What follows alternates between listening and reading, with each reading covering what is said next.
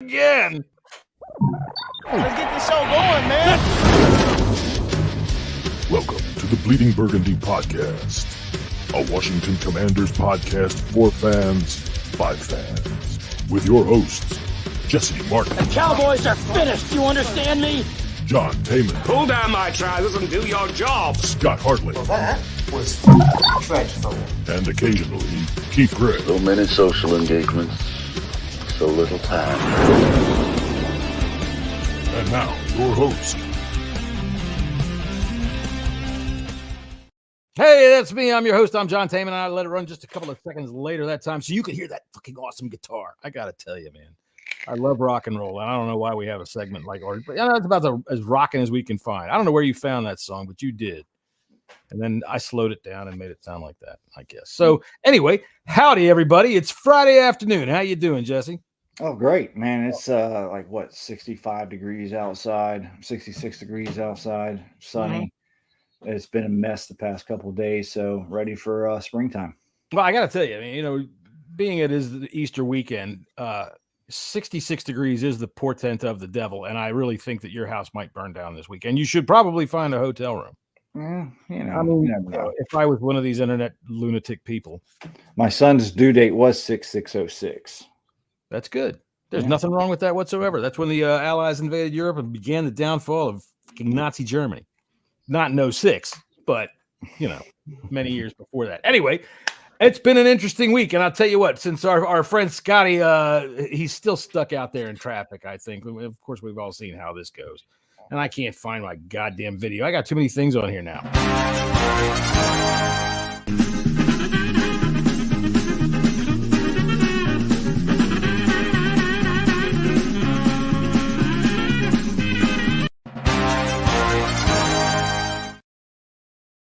Yeah, those Scotty and those car trying to get here because he's late. He's late. He's going to dock his pay. He's going to have to have a note. Well, we do have a fill-in Scott, so I'm going to go ahead and bring him right now. This is our good friend Scott Graveseth. If I said that wrong, you're going to tell me in a second, but I want to bring him in now because he's always Scott. Grab my nuts. What? What did you say? I'm not going to grab your nuts. I'm going to grab y'all. I'm going to put y'all up here together so y'all can get it going. You were close enough, John. Nobody's business, and I love it. So anyway, welcome to the show, Scott. Nice to meet you. Thanks for having me. Hey, no problem. It's not like, there's anything else going on. Our previous guest canceled our previous guest canceled last minute, so we had Bessie the cow. We were gonna have a cow come on and do some farting for us, but we figured let's get Scott instead. What's going on, Scott? We got Scott E, which is late, so Scott G is coming up to drop some knowledge. Or at least to argue with Jesse, anyway. That's true. Yeah, absolutely. I mean, but the weird thing is Jesse and I have been agreeing for like 3.5 weeks now. We've been on the same wavelength, which is kind of scary. Yeah, there's something wrong. It's Mark. There's no realistic things to talk about, so you guys find fairy tales to read. I think what's happened is Adam Peters come in. Jesse's been listening to him, and now all of a sudden Jesse actually understands football for the first time. Oh my God! First shot to fire. That's already. Couldn't wait 5 fucking minutes before you start talking shit. I love that. That's fun.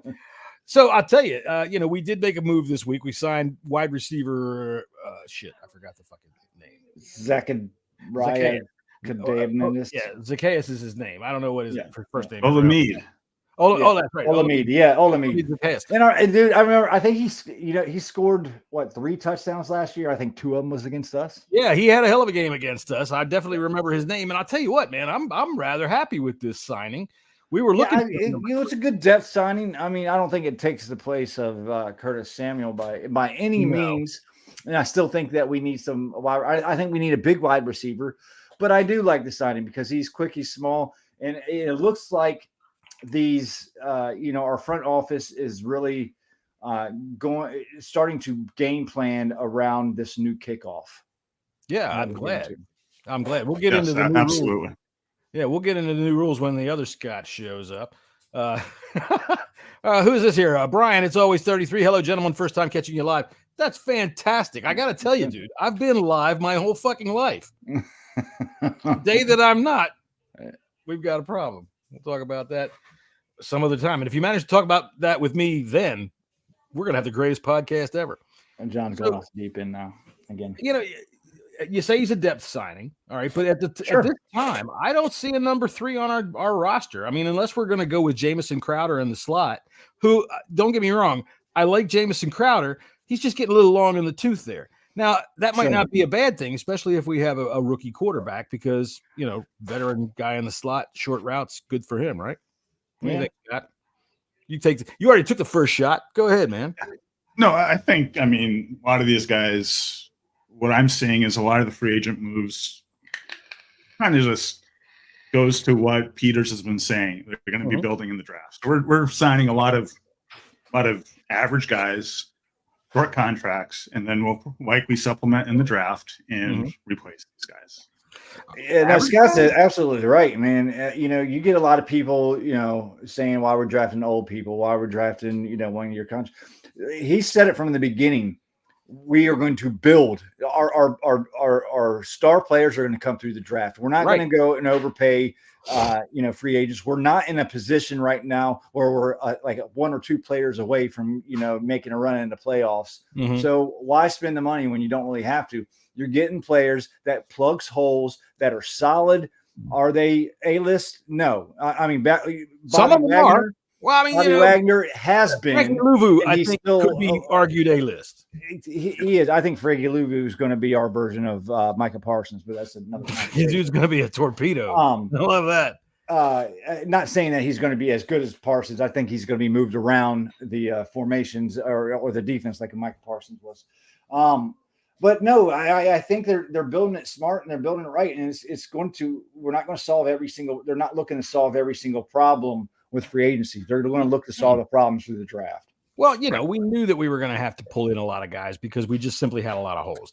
Now, Zacchaeus, what kind of deal does he have? Is it a 1 year or 3 year? Because they've been staying between those 1 and 3s. I don't think I've seen the. I'm not seeing any details on the deal. I'm expecting a 1 year deal. Right. Yeah.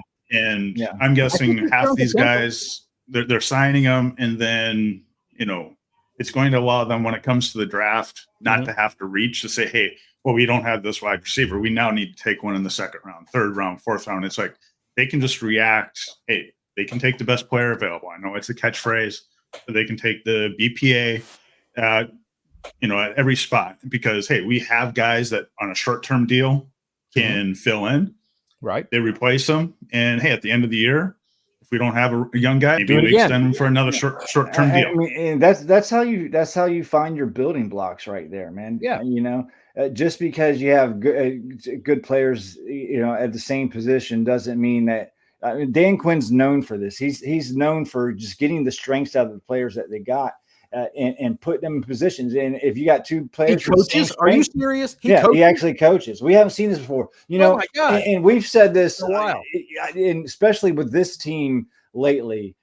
You've heard me say that we have to address the in the draft the best player at the position of need. It's not like that no more because we have so many needs. Last year, coming into last year, we thought our defense was going to be good. Yes, we did. I was all on board. There's nobody sitting here, any of our listeners or anybody on Twitter that said that they thought that we're going to have the 32nd ranked defense in the entire league. We go in there. We needed a cornerback. Seriously, we're looking at top 3, man. We all thought top 3. Yeah, dead last. I was a little. I will say, I was the only one that was like, well, pump the brakes. Scott G, you probably remember. I was thinking top 10. What y'all were, going top 10 still. Come on. Last year's preseason rankings were I know your guys' catchphrase here, fans are stupid. We are. If we went back and listened to the chat, the conversations last preseason, what our defense was going to be, it highlights fans are definitely stupid. They drink the Kool-Aid. I'm going to tell you. And you know what? I should do that this year. Remind me this year. And I'm going to assign Jesse and wherever our buddy Scott is out in the wilds of Barrow and Furnace, UK. Obviously, the other Scotty didn't want to have another Scott. So he said, screw it. He's protesting. Too many Scotts. I'm sick of Scots. He's got to put on a kilt. Say Right? the Scots. Scots. Yeah, if we had two Scots on here, you know what? We'd never understand a fucking word. Anyway, and they'd be. We're speaking English anyway. The fact I lost my train of thought. Well, let me finish my point. My point was like last year, Emmanuel Forbes. You know, we needed a cornerback. They thought he was the best possible player at the position, and he very well might be. Bad coaching. This year, we're not going to need to do that. We can go in and after we get our quarterback, you know, if they don't like the offensive tackles where we're picking at 36, maybe we get another quarterback or we get a wide receiver or some other position or get that linebacker or whatever whatever's there, that best player, you know, that is there, because we have needs at tackle, we have needs at guard, we have needs at edge, we have needs at linebacker, we have needs at safety, we have needs every fucking where. The best player available is still need. Yeah, exactly. Right. So I did completely lose my train of thought because I'm old and that's the way it goes. So here's what I like to do when that kind of thing happens. I like to put somebody on the fryer. So Scott G, tell me how you see this guy Zacchaeus fitting into our offense. He's a training cap body. Okay. That's about it. That's not much. No. All right, I mean, I don't know. Like Jesse did mention a little bit about, you know, the kickoff return, and we'll get into the rules. I have zero idea if I know he's returned a couple kicks in his career. Now, is he a guy that can actually fill in? I mean, Kaz Allen is like our only kick returner at the moment. I'm not sold on him. I mean, he couldn't even make the team last year, and our team sucked. No one should be. I mean, I think they saw, you know, enough that they want to develop him. Here's how you play kick returner in the NFL. That's what you do. Well, the new rule may change. The new rule may change that. The rule has changed that, and I love that. And, you know, wherever the hell fucking Scott Hartley is, because I know he's got a big book about the rules that he's going to bring with him. I had to. I don't want to bring it up until he Scott gets and Scouse a little bit better. I think they tried to explain on their podcast yesterday. They didn't fully understand where the two teams were lining up to defend. But yeah, I'm gonna. It's like a play now. You know, no longer are you going to go, you know, it's the kickoff. We can go get a beer or go take a piss or go whatever. I have Scott now you're going to want to watch this play right here. I have Scott Hartley here. Apparently he's got voice text because he just wrote me, says, John, I'm sorry. I am chained to a bed in Manchester and I might not get out for the next couple of minutes. So whatever the hell Scott's gotten himself into, I feel for you, buddy. I told him to stop going into those shady rubbing tugs. Rubbing tug. So we'll wait until Scotty, but I do have a few thoughts that his wife's on and I be having a poop. Oh, I absolutely just kidding. He's not at a rubbing tug. I'm not having a poo. I'm not having a poo. Maybe, well, you know, there's this. Scotty found himself in a gay bar. No, I didn't. No, no, there is. Yeah. No. Look, I think he protested a lot in that clip, right? I think he really kind of fell over himself on that one. So maybe right now Scott is in a rub and tug. You just never know. I don't know. A rub and tug. I don't know what those guys over in the UK. I mean, we all seen Burroughs' picture with Keith. I mean, you just never know. When you go out, they are related. Isn't everyone in the UK related? When you have a night out with the UK boys, you never know what's going to fucking happen. There's a reason why I'm glad I live where I do. I have great separation when the UK boys come visit. Speaking of such, I'll tell you what, I have an in-law that lives out in Nebraska. So if you open your window, maybe I can yell to him. Not quite. I think the wind's out of the wrong direction. So, all right, you are definitely in the wilds of South Dakota. I understand that you are 63 miles due east of the big stick that sticks out on the road. No, you got the wrong Dakota again, John. The wrong I'm Dakota. I'm in the north part. You know, I noticed because you guys can see Canada from my back door. Oh, really? You can see Canada. Almost. You keep an eye on them. What's that about? Those people. You watch those people. Careful, Canadians. 1 hour, I can be out of this country in a hurry. Dude, I'll tell you what, man. The favorite thing I've ever seen about the Canadians was when I think Montreal, the Canadiens, won the freaking Stanley Cup, right? And they're all out dancing in the streets until the light changed, and then they all got on the sidewalk until the light changed again, and then they all went back out. I was like, that's the most Canadian thing I've ever seen. They're very polite up there. So I saw it on it. Yeah, we did sign another lineman as well too. forget his name. Obviously, depth. The more O-line signings, the better. I think. Bring them all in. Michael Dieter. Oh yeah, we did. We signed a center. We signed another center. Center guard. He's had experience at both. I think he started a couple games. Did he start last year for the Texans? At some point in time. I think he might have got a couple games in last year. I'm not really going to feel like Googling right now. It's late in the day. I mean, frankly, shit. This thing is filled with wine. Sign them all. Sign every O lineman that you can and let them come in here and duke it out. I'll tell you what. I don't care how Ricky Stromberg feels about it. You sign another set of this too. Oh, shit. You know what? He's probably looking up Ron Rivera's phone number right now saying, hey, man, what's going on? What happened, Bo? What happened? All right, so we are going to try to get into some of the new rules, and we're going to take the obvious one off the top because Scott says he'll be here in a couple of minutes, so I think by then he'll be able to explain some of the other ones to us. But really, this drop tackle, this hip drop tackle, hip drop swivel. There's a difference between the two? No, all about the hips, John. Ask your wife. It's all about the hips. It is all about the hips, and I'm going to tell you, I am one swivelly hipped motherfucker, but. The fact of the matter is, this is basic football. All right. When you tell me, oh, it's a dangerous play, I'm telling you, and I've said this to you 100 times and watch it happen in real fucking time. As soon as this dangerous play is gone, then another play steps up to be the most dangerous play. And then they go, oh, that's a dangerous play. And then that one's gone.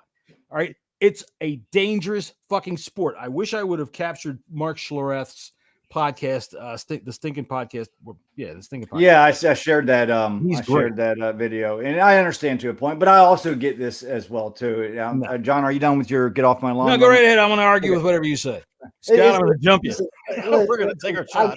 I get why there's frustrations about this, but I do get that once I heard the explanation between you can still hip drop. And seeing some of these tackles where they are wrapping their legs, swinging it around and getting caught up. I mean, Mark Andrews, Tony Pollard are two examples that got fucked up from the hip drop swivel. Hip drop swivel. Broken leg for it was a broken leg for Pollard, I believe, and then Mark Andrews tore his knee up. Yep. And then a few years ago, there was Kenyon Drake. I mean, there's been multiple injuries. There's been multiple huge injuries. But again, on John's point, that this is a dangerous game.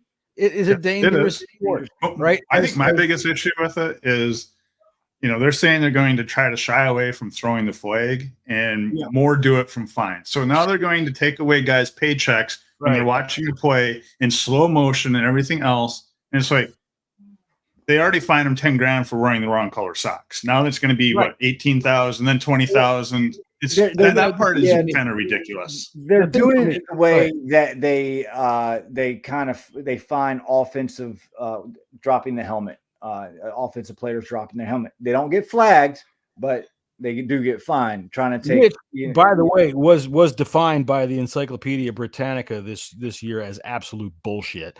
But these things are inherent with football. All right, as Mark Schlereth said. All right, I'm going to quote him because I wish I would have captured the video and put it up here, but I didn't have time, and quite frankly, I forgot. But he said, "This is not a game about if you get hurt. It's when you get hurt. Yeah. If you play this game, or if they're in the NFL, they have at least played from a high school on up for the most part. There's a few outliers, all right? Then there's the Samus Reyes, who, by the way, I'll remember, never played once he got here. So, the fact of the matter is, it's not if you're going to get hurt, it's when you're going to get hurt. You have gigantically huge, unbelievably fucking fit athletes running at high speeds in a game in which the purpose is to drag the man to the ground, drag him to the ground. All right. And if you can't use the leverage that you have, what's the point? What's the point? There's one more argument for it. And it's the biggest one of all. Go ahead. Let me hear it. Fantasy football. Money. Yes, there it is, right there. Not fantasy football. Yes, you have these owners. You have these owners paying millions and millions and millions of dollars. And if their prize tight end or if their prize running back, they just signed a contract, gets hurt, They still got to fucking pay, man. You know They why? still got to pay. You know why? And they're not on the field. Because as a country, we have been conditioned to think that we're all victims and everything is someone else's goddamn fault. And you know Mark Andrews got hurt in a game, in a play that, in my opinion, was totally fucking clean. That's football. And what we're hearing now is, I don't want my star player that I pay for to get hurt because it's always somebody else's fault. And I also hear that the NFL, I'm talking to you, Roger, I'm talking to you, that you are more interested in what goes on with your fucking fantasy leagues than you are with what goes on with your real fans. Oh, Mark fucking Andrews is rostered in 90% of our leagues. That's bad. We don't want people tuning out. And you're going to run fans off. And I'm going to go one better. What you've got right now. I don't think so about that. I don't know about that. Dude, run really? fans off because of a tackle. It's what you're going to hear. Look, I'll tell you what, you got a minor league right now. All right. Now, I remember the first go around to the USFL. Scott, do you remember that? I don't. They Yeah, but I never really watched it. I believe they banned that tackle too in the XFL. Well, the point being is this. Okay. Point being, the NFL keeps doing this. They keep taking away from the defense. All right. They're not going to, like you said, Scott, they're not going to do this through flags. They're going to do it through fines, which, I'm sure that makes everybody feel great. You know, us out here, the fans, wow, it's not going to take away a chance with a bullshit call, which will happen anyway. But you've got the XFL, USFL now again. All right.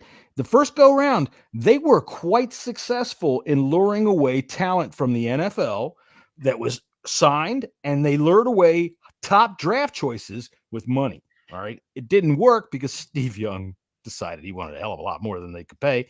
And it kind of bankrupted the whole thing. And they all ended up back in the NFL. But you look, man, there's guys in the Hall of Fame. There's fucking top stars from our team that started off there. Now, what you have is an opportunity for them to say, you want to play football without getting your check garnished for playing football? And if they can, but that check is still way smaller than the NFL check. So exactly. At the start. In reality, this affects one tackle per game, and compared to every other one of them. And to me, it's kind of like the horse collar. Everyone complained about that when that rule came out. Right, players adjusted. Adjusted to get over. I don't think Okay. I get the arguments of like, okay, you're taking defensive. This is becoming an offensive league, anyways. We love for what reason though? We love scoring points. That's what fans want. They want to see. That's what the casual. Because what they can do is they can double their audience with people that couldn't give a fuck about a team. They just give a shit about their own. It's all about the money.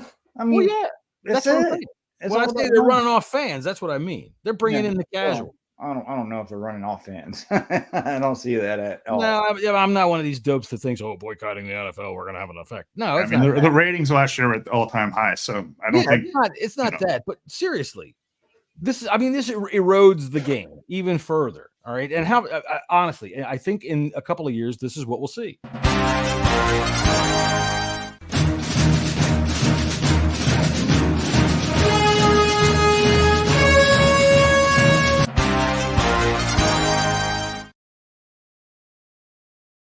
Well, look who decided to show up. Who is that? Yeah. Sorry, dude. I'm part-time now. I'm part-time now. Long time no see. Scott E and Scott G. There's too many Scots on here, and that's it. Yeah. No, it's to be honest, he's better looking than me, so you know what I mean. It is what it is. We're saying the same thing. Flip a coin about that one. I'm sure. All right, so Scott, just to jump you right on in, because we're in the middle of a heated discussion about the new rule regarding the hip drop tackle. Let's hear your thoughts on this. Yeah, I mean, for the hip drop tackle, for me, I understand why it's being banned, or the twist element of it can really injure people. I get that completely. 281 hip drop tackles last year, by all accounts, won a game on average. How many? I get why they. How many? I know. Mark Andrews got injured. There's been who broke his leg. There's been multiple injuries. There's been Tony Pollard broke his leg. Tony Pollard, that's right. I get why they're doing it to try and make it safer, but it's going to end up like the lowering the helmet rule, where you're going to end up with a FedEx package in your locker after the game. As long as it doesn't stop the game and slow it down completely, because of it, then I'm comfortable with trying to make the game safer for that respect. Does make it more a long difficult time ago, Peter.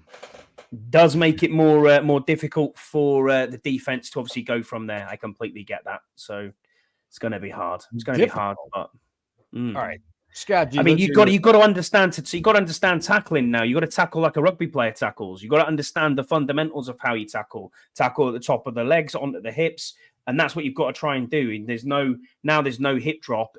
It's going to be you're either going to end up with a half-baked tackle or people not tackling at all. We've seen that. I don't know. We've seen that. And I don't know what you're going to come in here and give me your rugby crap for. Why'd we invite this guy in? Even though I did see a rugby video that actually explained the hip drop better than most.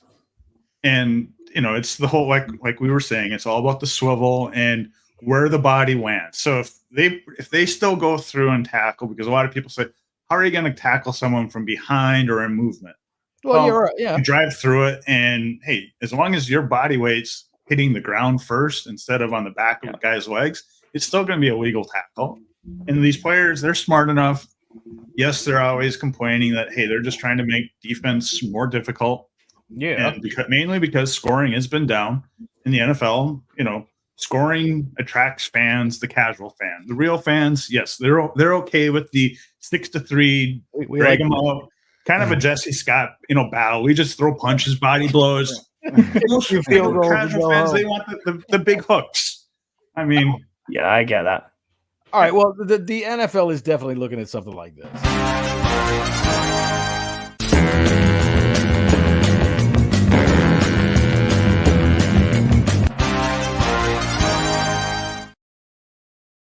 So if the NFL produces it, fans will watch it. It looks to be that's true. It's true. So. The only thing I won't watch now is the Pro Bowl. That's absolutely done in my mind. I don't see even the ratings for that are high. Really? Wow. That's the surprises me. Yeah. And it wasn't bad this year. The Pro Bowl wasn't bad this year. I mean, there's no game, but all right, let's talk about this kickoff. Yeah, this is wild. This is the biggest change we've seen in the NFL. Before you do this, I got one more that I'm going to show you, and this is through the Bleeding Burgundy Future Cam, and it shows us how the combine is going to look in 3 years when they're looking at defensive backs.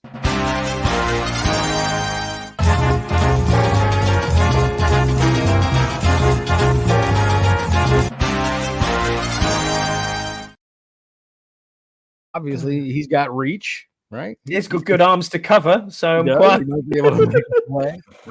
Nothing but air. All right, so moving on to the kickoff. I like this rule. Go ahead.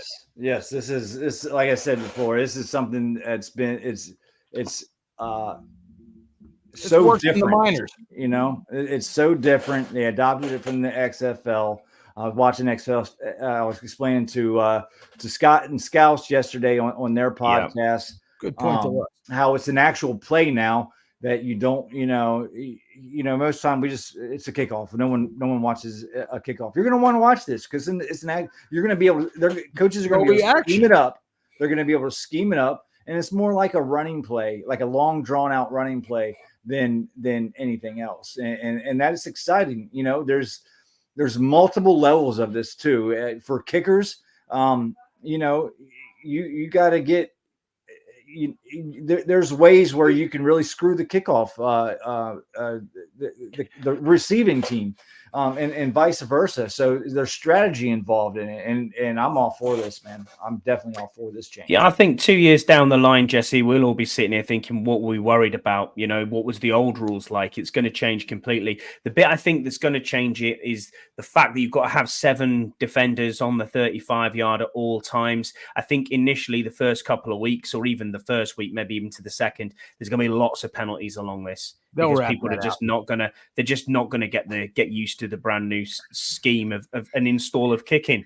But if it makes it better for the game, then again, I'm all for it for returns. But yesterday when I read it and I was reading through the actual rule change, I didn't understand it the way that you explained it to us. So I thought it was still like a live ball. Everybody could still run forward, I didn't realize you can't get it till you've got to touch the ball and then you can finally move off. You can't. The teams cannot run, get into you can't make contact or move until the ball is either caught or hits the ground and after the 20-yard line. Oh, Right. Right. I think one of my biggest questions about the rule is like the special team coordinators in their initial proposal had the touchback to the 35. Yeah. yeah, that's Yeah, a Now long they way. moved it to the 30. I think it was to the 40. Yeah, no, So there was different ones, but one was the 35 because they kind of viewed that as, hey, this is where a team will say, no, we have to kick it off because the 35 is too far. We can yeah, stop too far. before that. Now, Right. if it's the 30, my question will be is, okay, in 2 weeks, if let's say half the returns are going back to the 40, 50, all they're going to do is tell the kicker, kick it to the end zone, and we'll give them the ball at the 30, and nothing has really changed. in the XFL, it was to the 40-yard line because they were adopting pretty much. If they that's rule. right. I think it's the same rule. I think like 92%. 92% of kicks were live kicks. That's Right, good. that's because it was to the 40, because that was a punishment to the team. That's Right. where the special Same as teams kicking the ball out coordinators of in their bounds. proposal had the 35. Then the competition committee says, no, that's too much of a penalty. We're going to move it back to the 30. And the question will be is, will these coaches basically say, if returns are going to the 35, 40, 50, more big plays, how long will it take a coach to say, kicker, kick it to the end zone, we'll give the ball to the 30, and it goes back to the old way? Well, I think it goes to the 35. Yeah. Not the 30. They changed it to the 30. The Yeah, 30. well, I think it was 40 and they put it back to 35. Ding, ding. I believe it was 35 and then 30. All right. Yeah, I've got it here. I've got it Guys written got it down right here. here. So it says here, kickoffs that hit the landing zone must be returned. Kickoffs that hit the landing zone and then go into the end zone must be returned or downed by the receiving team. If downed, the receiving team would get the ball on its own 20. Kickoffs that go into the end zone and stay in bounds that are downed would give the receiving team the ball at their own 30-yard line. Kickoffs that go out the back of the end zone in the air or bounce would also be a touchback, and the receiving team, it goes on the 30-yard. Kickoff short of the landing zone would be treated as a kickoff out of bounds, and the receiving team would get the ball at its own 40-yard So no line. surprise onside Yeah. kicks. Yeah. No surprise onside Yeah, kicks those either. are out. You have to call the onside kicks. And Yeah, Then you do can it. only do it. You can only do it in the fourth quarter, and if you are the trailing team. So Honestly, no Sean Payton Super Bowl. But one of my questions, one of the other questions is, on those windy days, where they have to bring in a holder. Now, what will that actually cause a change in their coverage? Because now you have another defender. knees. Well, 40 I think the holder will just be like a defender. Oh, he's the 11th guy. They don't bring in an right, extra but guy. now he's away from the ball. Like when they were able to run after it, it was not that big of a deal. But now all of a sudden you have where the defenders are moved all the way up closer to the ball.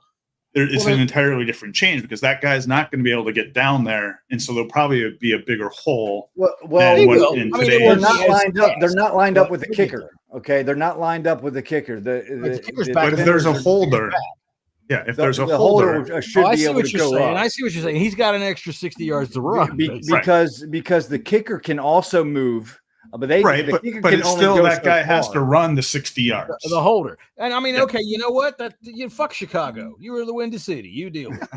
If that's the I'm thing, sure if there's a that's the way provision it in there is, that's going to allow the holder to go up to move up while the ball's in the air. I think. Yeah, but it's still a matter of will he be able to get back into position? Based on everything else. Before everyone was moving.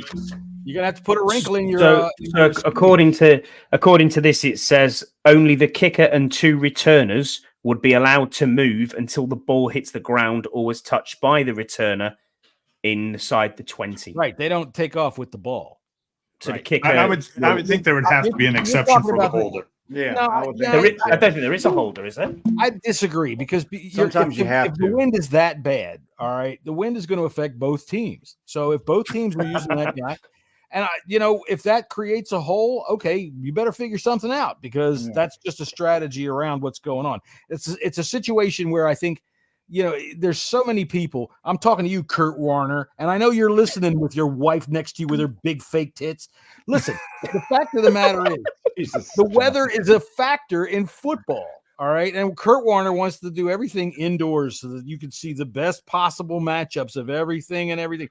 Look, man, I don't care. Football to me, is meant to be played outdoors. And if it rains, it rains. If it snows, it snows. If the wind causes the guy to have to hold it back at the 35-yard line, so be it.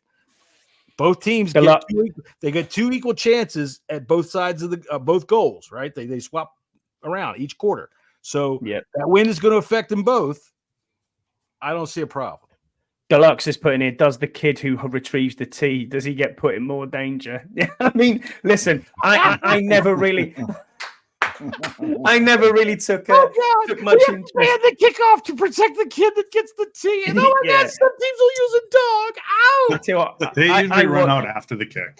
I never watched them really took much interest in kickoffs and punts and whatever else, but when we were on the field last year, first game of the season, I was watching Tressway rip some punts to this kid who is about, I don't know, 14 maximum at the other end of the field.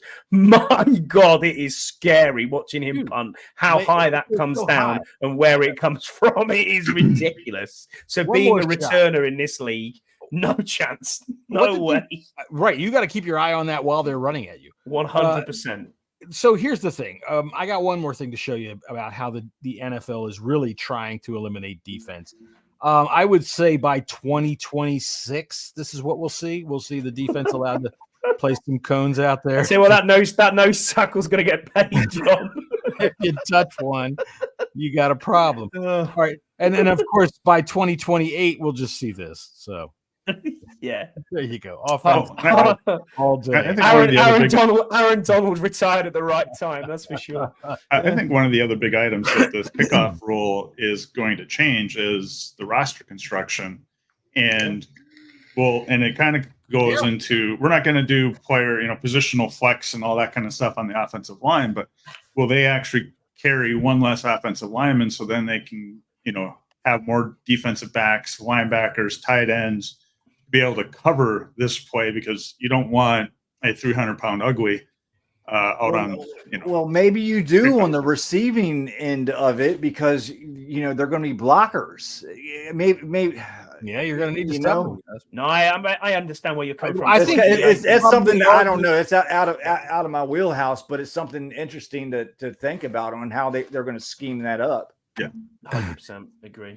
I think that I forgot what I was going to say because I read this, and thanks, Tim. You just blew my thought out of the water. So, National Offense League. You are old, John. It's the scoring league, and I am old. You're right. I'm old.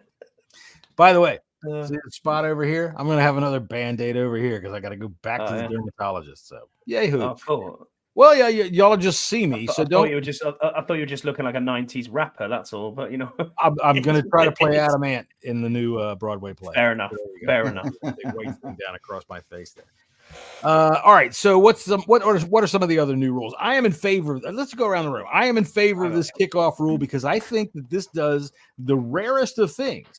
The NFL stopped kickoffs basically by moving the ball up to the 35 and making sure that these guys could kick it out of the end zone. Pretty much safety. Right. Because they say it's the most dangerous play in the NFL in terms of concussions. And, if you're going to make a point about they got rid of the wedge first, and then they moved the ball up. And I like that they got rid of the wedgie because really you got some players that are out there that aren't really the most physical. And for them, it's probably very disconcerting to have their underwear, yanked up under there. But there was 14 rules, John, that you were talking about before that were passed that were new. But of the other ones, I suppose when we get into them, there's three that I think are good. One is the emergency quarterback. So that used to have to be on the 53-man roster. Now it's amended it, and it's amended it to expand it to a practice squad quarterback. And there's an unlimited amount of times you can activate the emergency QB on game days, and it doesn't count against the 48 that are going to be fully suited up. I got to tell you, there's a term for this. All right, and it goes back to ancient Greece, and it's called ridiculous bullshit. Who gives a fuck about this kind of third quarterback stuff? I know. We had this discussion yesterday on your show, on the 1 Point Safety show. I still have not heard a good reason why you can't dress all 53. Google it. I can Google it. It's still not a good reason. It's a fair competition. I get it. I understand it. I just can't explain it, but it makes sense. Scott can explain it. Go ahead. I haven't got a clue. It's all about competitive balance, because if one team, what they want to have is teams to be equal, as close to equal footing going into the game. So if one team has 4 injuries, they don't want to give that team a disadvantage. Now, John, you may agree to disagree with that explanation, but that is their reasoning behind it. So, okay, what I'm hearing now With gambling and everything else, you almost have to say, okay, they're going to have at least an equal footing. So if you're dressed in, what do we dress? 46 now, 46? 48 it is. Yeah, 48 now. plus an emergency So QB. those last 7 guys, okay, this is All what about I'm injuries. All or about excuse me, injuries. those last 5 guys 6. Yeah. for competitive balance. So if you lose, say, a Justin Jefferson, this Joe Schmo that I'm going to pull up from my practice squad, that evens things up. In reality, yeah. I mean, it's big. It's so you can't say you have 5 guys or 6 guys injured that cannot play, that cannot dress. Right. Okay. You and the other team can dress a 48. What you can only dress 46. Well, okay. Yeah, You see what I mean? I can see that. That's it's how just where a the numbers balance game, comes basically. in. It's not a Yeah. talent-wise trying to. No. It's the numbers. Yeah. And I think, the big item, the practice squad being the third emergency quarterback, I think that almost plays right into this kickoff rule because, hey, you want another athlete active on game day instead of having a 53 man. Yeah, you have to now use that spot, use that spot for the athlete instead of using that spot for your third quarterback or whatever. Yeah. Especially on the 53, because now you can carry an extra, John's favorite position, linebacker. I love. We got the other ones really that came out of it were we got a third challenge now allowed. So we're allowed a third challenge following one successful challenge, whereas before you had to have both of your challenges successful to warrant a third. I'm not that bothered. I'm not that bothered about it, but it does make sense. I understand. It makes sense in that they are refusing to do the smart thing, which is put an electronic referee up in the box for the fucking game. Look, college has been doing this for years in that they review every single play, not necessarily for every single infraction, but they review every single play and they get it done in the 25 seconds between snaps. So, but there's another rule that's kind of related to that. Because there's more rules or more opportunities for that eye in the sky to make rule changes. And with, that instantaneous review, there's, I think, the roughing or grounding, the late hit out of bounds, some of those where now those can be reviewed by the guy upstairs without doing a challenge. And he can call down, so he can call down before the next play is snapped and say, throw a flag. Yes. Yeah. Or change things. My only issue with that is it just gives more ammunition to the conspiracy theorists out there because sometimes you're watching a game every once in a while. Okay, why did they make that change without requiring a challenge? And then a very similar play. Oh, now you required a coach to throw a challenge. It's like, can you have some consistency of when the eye in the sky is making that call?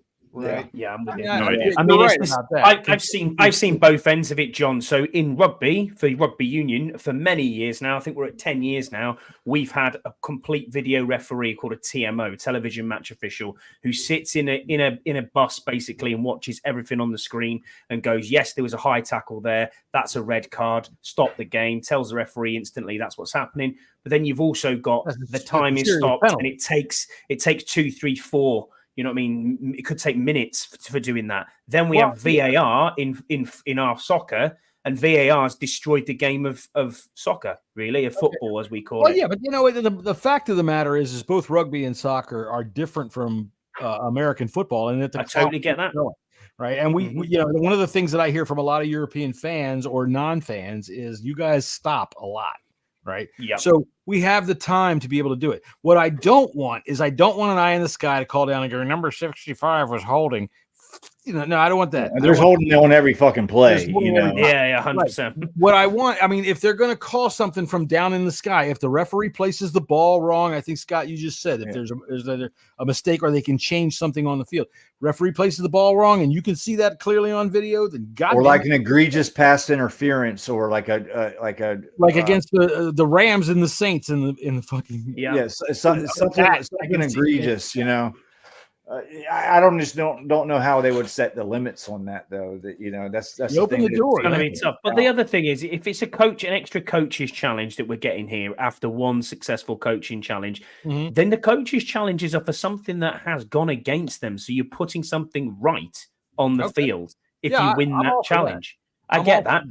I completely understand that. The other one was, and Braden Daniels, you'll be happy about this. He's put you can now put 2 players on IR before final roster cuts, but none of them no longer have to go on IR for season-ending injuries. Yeah, they can be designated to return, which I think is like awesome. I think that's a great. It's like a red shirt. It's like a red shirt. You can almost red shirt someone. So if you've got a fake shoulder injury because you're not actually that good, a la Braden Daniels, you don't have to miss the entire season. And if you do become, actually, we'll give this guy we'll let him suit up. Then you can call them up.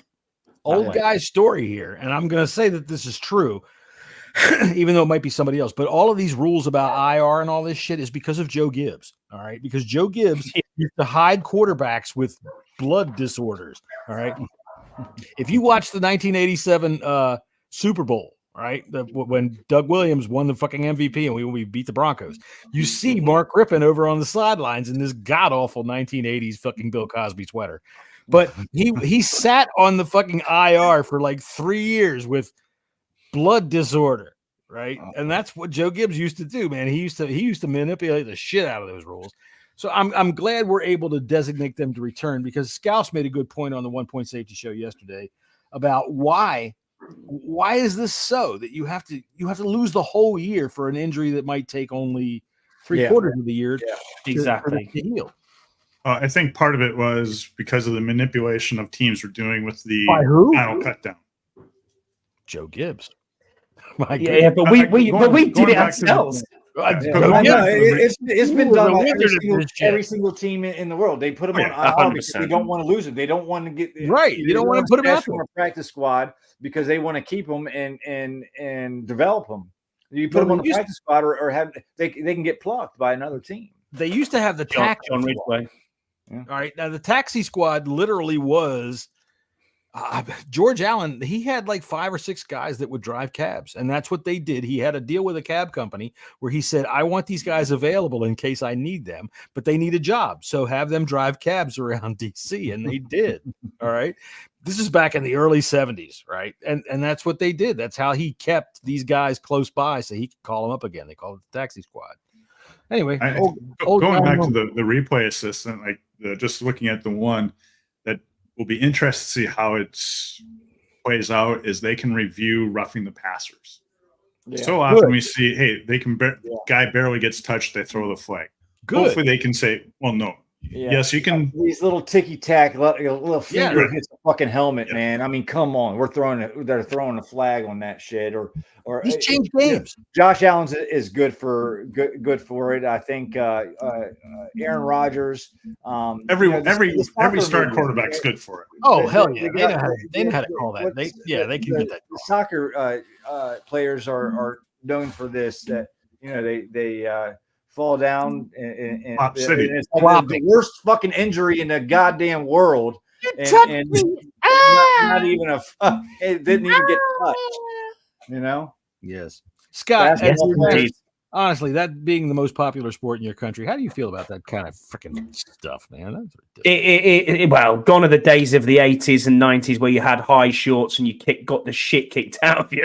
It was by some burly centre half. Yeah, you're right. Now it's just falling over themselves. It can be a bit of a joke, but the referee has it in his power to book players for diving now, but very rarely do you see it. And that's why I don't watch Premiership football, because it is too much like that. I watch lower league football on my local side, which is the way to go. So so it's one of them. I think in the NFL, I'd rather watch the dog and duck play, to be honest, John. But there you go, dog and duck.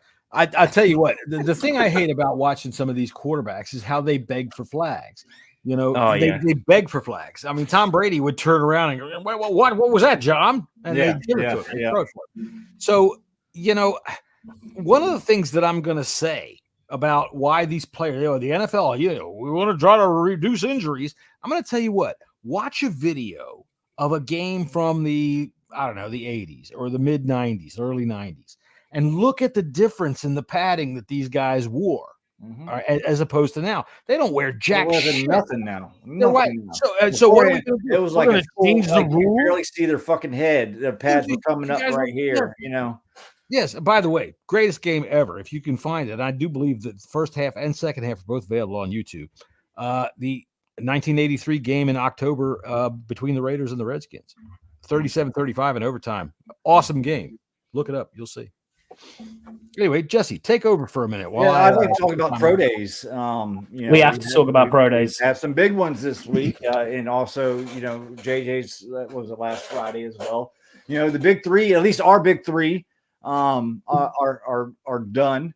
The three quarterbacks that one of the three will be in Burgundy and Gold come a month. The draft is a month away. It's a month away. I know, I can't believe that. So let's start off with Jaden Daniels.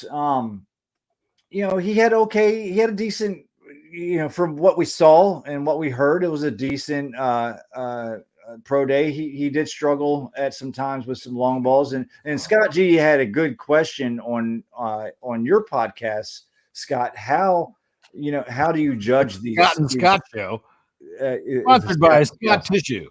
How do we judge these pro days? And in reality, we can't. We don't.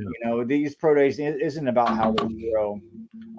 It's good to see, but it's about the interviews. It's about the leadership. It's about the how these quarterbacks fare with the how do they talk to their team? From all accounts, Jaden did fine. Although Jaden did come in at 210 pounds. Fine. But the saying says 210 pounds soaking wet. Well, he was more than soaking wet. What's his height? 6'3".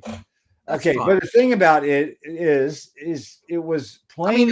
I'd fuck him, wouldn't you, Scott? It was the reason. Wow. Check the time. Sorry, Jesse, go ahead. The main reason why he did not weigh in at the combine is because he had to get to 110 pounds. And how do you get to 110 pounds, Scotty? You eat and drink lots and lots of water. Yeah. You take salt pills. You know what salt pills do? You take salt pills and it retains the water, so you don't sweat. Does it really? That's why I get so grumpy once a month. That's true.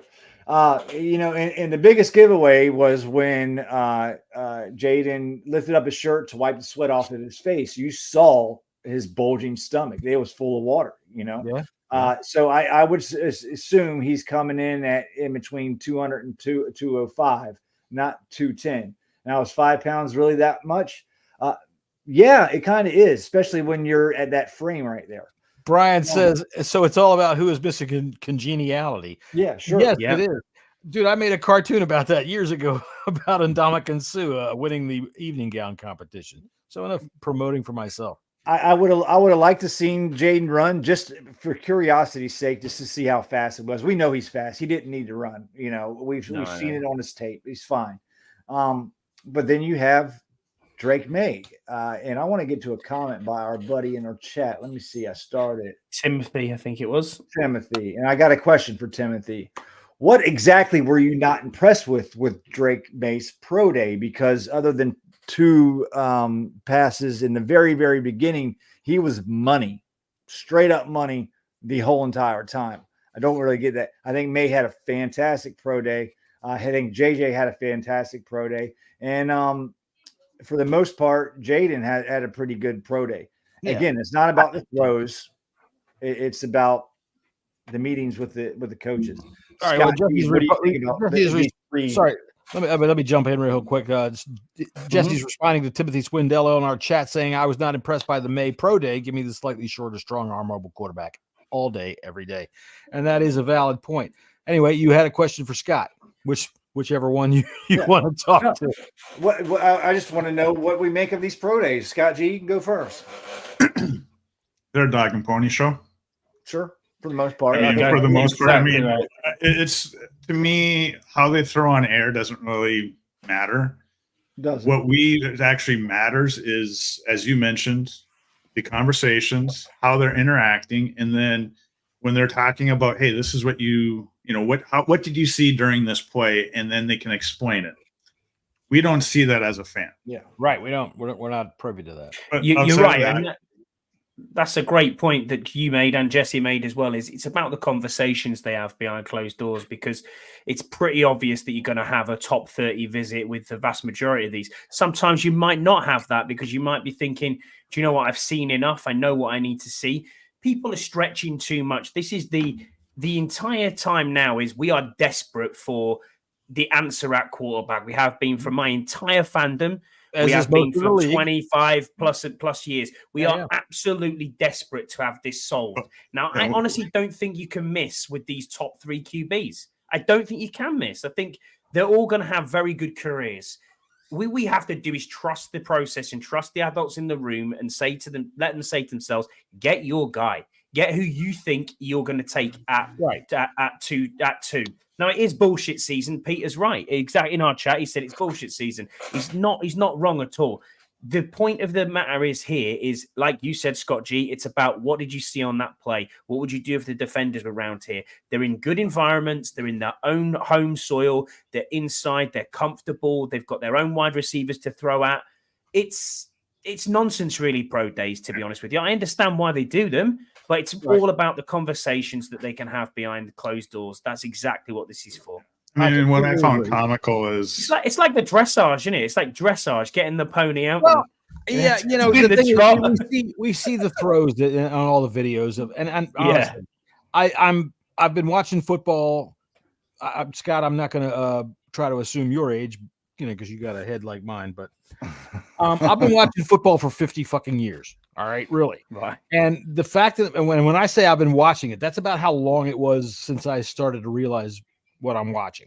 So when it comes down to me is in pro days, I don't give a rat fuck. There is no pressure. There is nothing going on. I don't care if he overthrows him by a mile. I don't care if he hits it dead on in stride. It doesn't make any hill of shit to me. You're right. The interviews are where you find out at the end of the day. All right. All of this stuff that you see from all of these draftings, we have Ken Johansson on here. We have Adam and Eva on here. We don't have Mark Tyler on here because Jesse will bite him on the ear. But the fact of the matter is, all of them, all the measurables that they put out for us, which is great, and all the tape that we see of these pro days and their combines and all of this shit that we see when they put together these highlight packages on YouTube, the bottom line of it, this is the biggest jump from the minor leagues to the pros in the hardest position in all of pro sports. I don't give a fuck how far wide you go. You can find a Mongolian sport, and this is the hardest thing to try to learn. It's the most mentally taxing, and at the end of it, it's just a guess as to which one can do it, which one can make that leap, and there's no measurable that can show that. And that said, I like Drake May. I think it's just as much physical as it is mental. This it is. I mean, look, maybe even more mental. Than they both have great arms, right? McCarthy, they all have great arms. We've seen. What I found comical though is like after they always showed a clip, at the LSU Pro Day, they showed a clip of Peters and Quinn looking at each other, and it's everyone saying, "Oh, they're in love with Jane Daniels," and then all of a sudden they're Drake Mays interacting with Drake May. Oh, right there. Him with Drake May, he looks like. I'm going to agree with John saying May's the guy, because if you listen to the one NFL insiders during the annual meeting, one guy said, "Oh, it's going to be Daniels." Another guy said, "Oh, talking to people that know Peters, it's going to be McCarthy." So obviously, it's going to be Drake May. You don't hear a lot of smoke coming out from the Drake May crowd. When you're listening to people, they're like, "Yo, well, we're not hearing nothing, but we think it's going to be Daniels," or like Pelissero said, "Oh, people I've talked to, we think it's going to be McCarthy," but there's nobody that says we think it's going to be Drake May. And that's who I think is probably going to be the fucking pick is Drake May, because what's interesting, Jesse, about it? That's exactly what I was going to say. Yeah. Isn't it great though? Because right now, if we had the old owner in charge, I'm not even going to give him the time of day to mention. We already turned in the fucking card by now. We'd be locked in. We'd be locked in. It'll be, everyone knows it's locked in. Yeah, it's done. It's done.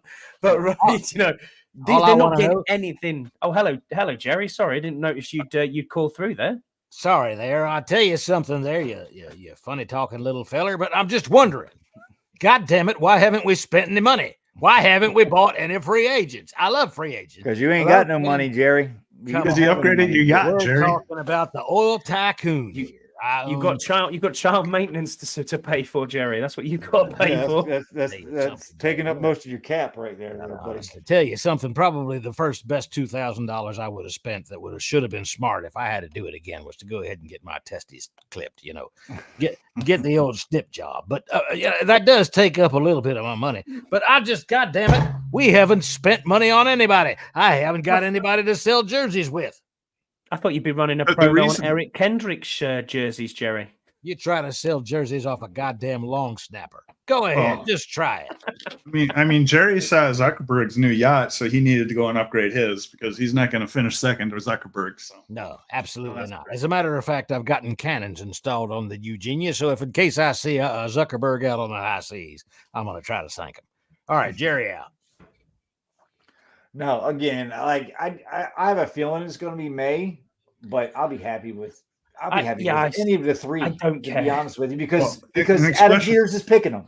Well, yes. The other item is because during the Peters interview, he mentioned most people are saying May's the guy that may need to sit for half a season or a full season.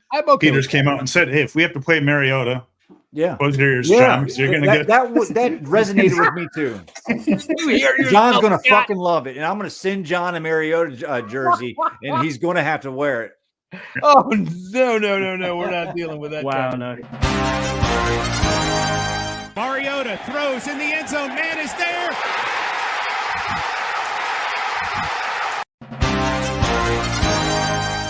Watch the stadium fill up with the next week's fans, whoever they are. Right after Mariota starts. I'm not a fan of that. But I agree with the other Scott is whoever we get, I'm assuming Peters and Quinn, they're all going to be, they're great. Their catchphrase, they're all in alignment. They're going to get a guy and they're going to put in a system that's going to make it work. Or maybe that's just me drinking the Kool-Aid, hoping that after, I've been a fan for 42-ish years. I picked my team when I was like 5. So, did you come from this area, Scott? From the DC? I grew up in North Dakota. What made you pick the Redskins? I picked the Redskins because when I was like 5 or 6, the Fun Bunch and the group high five in Riggins Diesel.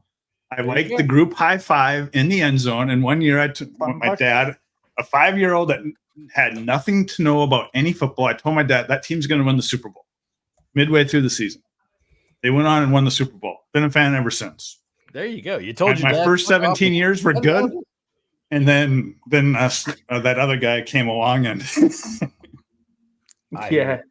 I just say it's my fault. The recent history is my fault because I support teams that just don't win. So it's great, isn't it?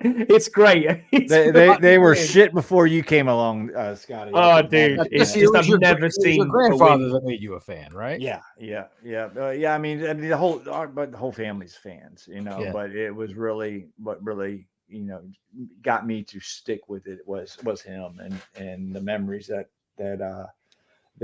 became, my earliest memories were just sitting on his lap watching games. And then, went for that season of that miraculous season. I got to go see it, up close and personal. So, yeah, I mean, that was 35, 36, 37 years ago. It was my mother got me into him. I've been a fan since about 1970, I'd say. And when I say I've been a fan, that's when I start to figure it out what I'm watching. Yeah. Honestly, the first favorite player I ever had was Len Dawson because of Super Bowl 3 or Super Bowl 4, excuse me, because I was whatever. I'm fucking 6 years old. But my mom, she bought me a Redskins. What do you call it? A Letterman jacket with those leather sleeves. Remember they had the gold leather sleeves and the patch right here. Mm-hmm. I probably don't remember this. This was like 1970, right? In 71. And I the retro ones, they still got. Well, they were still selling those types. The retro ones probably about 10 years ago. Yeah. I love them. Yeah, it looks like what Keith was given, even though he's too big time to come with us anymore. But they look like those. And I had one when I was like 7, and I was outside of Philadelphia going to school, and that's when they went to the Super Bowl against Miami, and everything grew from there. So that's where I came from. We got a question for our good buddy Peter in the chat, talking about kind of the future. Vegas put out wins odds for the upcoming season, and they have the Commanders at 6.5 wins over under. Do we think that's right? And no. Yeah, I do. I think it's right. I think it's right. That's what it should be. Now, depending upon what quarterback we pick, it could go, could go up to 7.5 possibly. But I think we've done enough work on the defense that we're going to win 7 games this year. Dude, it's March. We're going 16. I think 17. I think 6. I think 6 wins is about right. Honestly, with a rookie quarterback, a probable rookie left tackle, still holes on the roster to fill. Yes, we've done some very good moves off season to get older, wiser, experienced heads in who keep scores down. Who can show players out of the rookie class that we're bringing in how it's going to go moving forward, especially from the draft. We're still building. This is going to take 2 to 3 years, and I think our window will probably start not this season, the following season. If we can do a Houston Texans and get to the playoffs somehow, then fair play, well done. But I don't count that, and I'm not going to count that at all. I'm not going to say it's going to happen. 6 wins is about where we should be. Scott G, I know you've been holding on for a second to say what you got to say. Go right ahead. I'm gonna expound on what you said about the Texans. Yeah, I think from a Vegas line perspective, I always look at it from a gambling perspective. Does that make me pause to think, would I bet on that or not? That is how much do you gamble? I mean, I'm not going to ask for dollar figures, but do you play? Not usually, mainly just because I pay more attention to the lines and everything else, but I just don't. Yeah, dude, I'm with you. After that, and how good Vegas is, I'm a degenerate. The actual sports betting is not legal in North Dakota yet because You fucking Puritan. What's up with that? Yeah. We have a bunch of Republicans that are afraid that people are going to become addicted and be degenerates, but they're already degenerates. So hey, I was degenerate well before I started. Yes. Jesse's got a break. Jesse's got the breaking strain of a Kit Kat. Yeah. I think and Burroughs had an item out on Twitter today or X. What do you view so far? The direction of the team. I like what we're going because it seemed like we actually have a direction. From a win perspective, I'm not expecting a winning season next year. If we do, it's great. If we're 6-11, 7-10, hey, and we look like, hey, we have the makings of a new young offensive mind and quarterback, plus hopefully a starting left tackle that we've established, and a few other young guys that can add to it. Hey, I view that as a successful season starting, sitting here on March 29th. Ask me in October when the team is, struggling to win, and I'll probably be pissed off. But yeah, we're going to struggle at times this year. I mean, we're going to have a rookie quarterback and some it's going to be a fairly young team as well. There's still a lot of young players on this team. But I expect 7 wins, and anything above that, I'm taking that as a bonus. That's gravy, right? I'm with you. 6.5 to me, I'd bet the over because I think 7 sounds about right. I'm not like all in the tank. Although when we do our prediction show, we're going probably 16-1 because what the hell happened to Scotty? I don't know where he went. I wanted to touch on this kind of backtrack just a little bit. Our buddy Timothy in the chat, he said he was a late bloomer and wasn't even interested in sports till he was 18. RG3's rookie years sucked me in and never turned back. And that was a year to get sucked in, Timothy. Hell yeah, man. Because that was like our greatest year that, we the last 30. Yeah. Everybody, after that year, everybody was all in. That was the last time this fan base was really all in on this team, and we thought we were going to hit the Super Bowl within 2 years after that season. Dude, I'll tell you what. I thought we could hit the Super Bowl that year if he hadn't gotten hurt. We could maybe when he could got have. hurt. I think they could have because nobody could stop them. Yeah, he turned that team. I mean, when you look at with what was it, excuse me, McVay or the Shanahan's. We had Pierre Garçon. What was the other? I'm sorry, I've been RG3. We had Pierre Garçon. We had Alfred Morris. We had Deshaun Jackson. I was going to say LaShawn, but I got my DMIL mixed up. And our defense wasn't great, but it wasn't that bad. But we had a really, really, really good offense and a really good offense coordinator. We could score from anywhere at any time. And I think we had very good coaching at that time. And if he had not gotten hurt in that Seahawks game, I think we had a legitimate shot. So, Timothy, that's a good time to come on board, man. Why not? You know, you haven't suffered nearly as long as I have. But I got to tell you, came on as well. I got to tell you, if you look at the history of teams in the NFL, all right, that especially teams like ours that go back 80, 90 years, you don't see many runs of success. It takes a long time. The Redskins were terrible. I mean, just god awful from like 1945 through almost 1969. All right. And when Lombardi came, and then we got pretty good for about, I don't know, 20 years. And then it's gone. And that's just the way it is with a lot of teams. You look at the Steelers, right? We all look at the Steelers and we think they've been winning forever. And, but prior to those years when Chuck Noll came on board, they were god awful. Anyway, that's enough old guy talk for me. Our buddy Deluxe in the chat asks, how does this team match up with the East after free agency? Don't see an 0-6 year this year. And can we beat the fucking Giants? That's what I want to know. At least the Giants. You know, I see 2 wins, at least 2 wins this year, whether it's 2 against the Giants or, sneak one past Dallas. We're still not at Dallas in Philadelphia. We're not close to there yet. Dude, we play in Philadelphia team like that. One more off season. I think Philly did some really good stuff to bolster the team this year.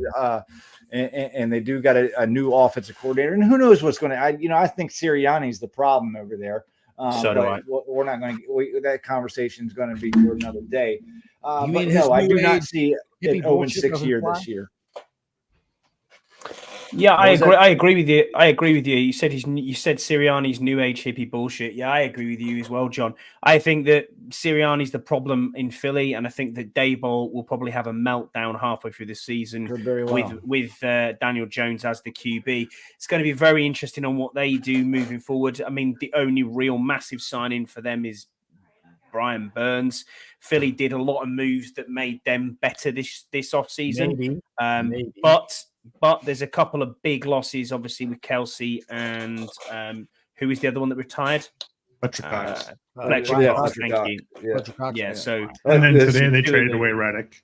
Today, he's gone to the Jets, hasn't he? It's funny. What is strange? It wasn't a lot. I think it was a third-round pick that could go to a second. Third-round pick. Yeah. That's not this year. Next year's. Timothy in the chat goes from he's all in 8 wins, I reckon, and then 2 minutes later, fuck it, all in 10 wins, baby. Timothy took a shot and said, "Fuck it, man, I'm in." He said he was a late comer to the game. He's trying to catch up. Our boy Fit Big Simple. Our friend Henry, man, got to win your division. You can't go 0-6 anymore, and I completely fucking agree. Big Silk. Yeah, man. Get Henry on. Where is he? I got him here. I don't know about you got him on there, John. Let's go. Oh,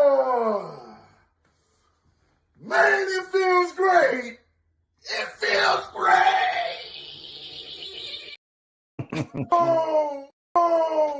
There we go. They'll never get old. That will never get old. Use it forever. Is that what you're going to be like, Henry, when Gene Daniels is the pick at 2? Yeah, I'm sure. It's going to be the opposite of that if Jesse's right with JJ as the second pick and Scouse is going nuts. Let's do some NFL quality. That'll be great. All right, let's do some NFL quality analyzing. We saw that Jaden Daniels was flipping a basketball around, but he dapped up with Adam Peters. All right, he did. Yesterday, we see Drake May dap up with Adam Peters. So what are we to make of this? Is Adam Peters just a fucking whore? He's a deafening whore. It was the strange. I've got to say, it's the strangest elbow I've ever seen in my life. Oh, dude, what is that? Man, that was a fucked up. It was a pixelation issue. I know it was. I know that is called ulna fucked upicus. No, the funniest thing that I saw today is I know what you're gonna say. The internet never loses. Is when they had the monkey holding Simba on top of it. I love that. Yeah. See, I died fucking laughing when I saw the that. internet remains undefeated. I mean, have you seen the one where Chase Young's son and his Saints contract in a neck brace? Yeah. This is why I stopped making cartoons. I cannot compete with the 10-second guy that jumps up there with something like that. No, I'm with you. I'm with you, dude. I'm with you. But I mean, in all honesty, who cares who it's going to be? I mean, I care, obviously, and so does everybody else because we're all fans. I mean, I don't want Bo Nix. No, I know what you're saying. A little conservative was Bo Nix at 2, but let's be serious though. I mean, you heard Peter say that they're going to go into camp with 4 quarterbacks. Oh, yeah. Who cares about the second pick?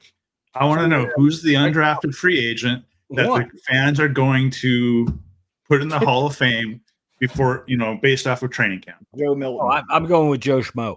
All right, so right now we have one. We have Marcus Awful Mariota. We got Jake Fromm. We do have Jake Fromm. Yeah, okay. Fromm's there. He'll probably be the 4th. Let me tell you something. I'm going to tell you a fact. If we have to get down to it, I'd rather see Fromm go in. You're freaking outrageous. I'm drunk. That's all. Do you think that we're going to have 4 quarterbacks is his actual thoughts, or do you think he just misspoke there? John may get a boner if Sam Hartman becomes our 4th. No, they always have 4 going into camp because they just need that number of quarterbacks to through practice. Yeah. With all the extra guys, with a 90-man. Either 3 or 4, and who is the really tall dude we had? Who was the practice like? Oh, I know Gibril Hamdan or something, whatever his name was. Gibril Hamdan. Ridiculous. He was massive as well, Canadian fella. But anyway, he was like 6'7" or something like that. We had a Canadian quarterback that was 6'7". Yeah, he was huge, absolutely huge. I certainly don't remember that. I have never. It was like 3 years ago. He was like 6'7". Yeah. Just in training camp, and then he. Yeah. Nanook. Yeah, then he disappeared. Yeah. Exactly. But we'll see. I mean, honestly, we just got to trust it. We just got to trust the process. As I said, you can be a fan of Drake May, you can be a fan of Jaden Daniels, you can be a fan of JJ McCarthy. It doesn't matter. You can like all these quarterbacks. But it doesn't stop social media from having one part or the other part. Oh my God, you like Drake May, therefore you can't be in our club because we all like Jaden Daniels. Shut up. Get a grip of yourselves, everyone. Come on now. Well, because you look at the number of drafts. Like Brock Purdy, he was Mr. Irrelevant. Right. There's always a draft. Someone's going to be unexpected. You look back, even Cousins and Wilson. Yeah. In 3 years, they're going to go hey, we're going to redraft this. Someone that was taken in the 3rd round will say, hey, well, he should have been the, 2nd overall pick. Oh, yeah. It's whatever happens. Yeah. Like I said, like I was saying earlier, quarterback is the hardest thing to diagnose. And you basically, when you get one that is the franchise quarterback, and in my opinion, that defines him as guy who can win multiple Super Bowls. All right, he can put you in position to do that because that's the goal anymore. It's not a matter of being competitive. You want Phillip Rivers? Good luck. You have Phillip Rivers. You can be really excited for a lot of stats, but nothing else.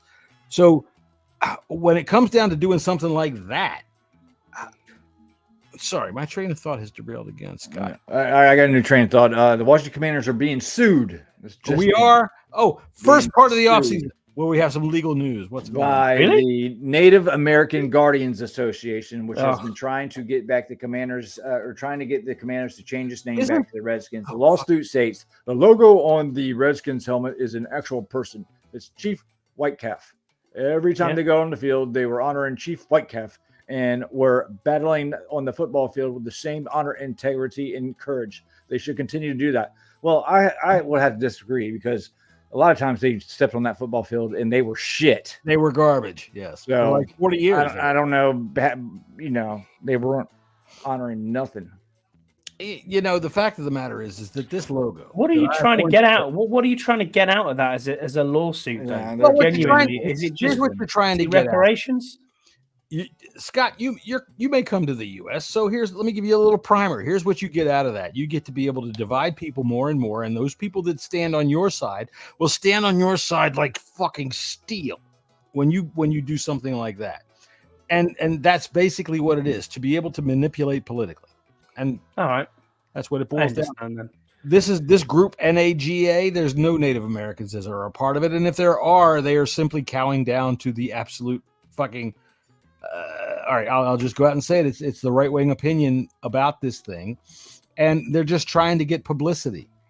Simple as that. I understand that. Dude. I think there's members of that group that are actually from North Dakota. That's fabulous. And they're probably some of the most insane people who ever. I mean, the fact that you can put them as plural coming from North Dakota to me is astounding because fucking half the population there. Look, you know what? I don't mean to sound like an asshole about this because I understand why the name had to go away. But the fact of the matter is, if you look at this fucking guy, Roy Oneda or whatever his name is, or whatever the fucking guy's name is that led up this goddamn charge that got all the publicity at the end with that tribe, go ahead. Look him up. He's a charlatan just like anybody else. And frankly, you know what? When we talk about how everything gets eroded, most of it is because of fucking charlatans like that. Mm-hmm. And that's about all I'm going to say on that. So we're happy with Obadiah Zacchaeus, whatever his name is. Sure. Zacchaeus, yeah. Trade. The Titans got Ladarius Sneed for freaking pennies on the dollar. They received Ladarius Sneed and a 7th round pick for a 2024 7th round and a 2025 3rd round. But did you see? Wow. Did you see the one today for Reddick? Though that Scott G. Then they handed out a 4-year, $76 million contract. That's the reason why it's pennies on the dollar for the trade compensation. He's worth it. Yeah, I guess so. If you're into that. Okay. So anybody got anything left? No, nothing for me. I think I'm spent. Jesse, going back to the rub and tug. Scott, head to the rub and tug. Yeah, and that can be either one of you. I know. Yeah, I know what you're saying there. For Scotty H, it's got to be within the distance that a little electric car will let him drive. But for Scott G, it's probably 750 miles away, which for him is just around the corner. So, easy drive. Easy day trip. That's right. And I guarantee you he owns a Ford F-250. Nope. No? GMC. A GMC Sierra. Well, there you go. You got the big vehicle. That's what you need out there. All right, then. It was snowing out today. I needed 4-wheel drive. Yesterday was opening day of baseball season. It's snowing out there today. No wonder you don't have a team up there. All right. I would say that's about enough that we can handle right now because my words are starting to fall apart, and I'm not sure why. But we'll just say good day until the next Friday when we come back with you guys with the latest Commanders news and whatever the else is going on. And until then, see you later. See you later. Thanks, guys. All right.